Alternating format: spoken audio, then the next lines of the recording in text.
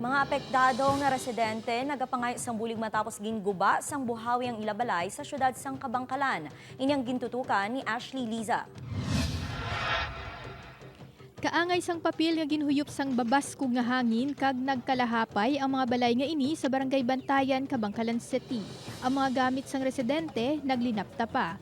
Suno sa mga residente, pasado alas 2 kahapon sang hapon sang hinali na lang nga naglain ng tiyempo kag nagbaskog ang hangin.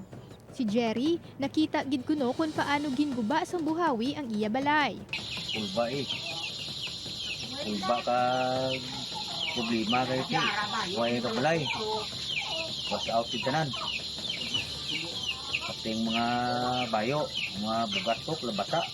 Problema sini kung paano liwat nga makaumpisa kag makapatindog sang balay.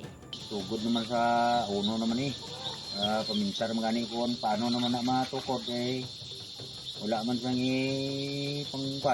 pang dapat da. Di, way ministaran di. Suno sa Kabangkalan LGU, 4 ka mga balay ang totally damaged, samtang 9 naman ang partially damaged. Sa diin 13 ka magpamilya o kung 52 ka mga individual ang apektado.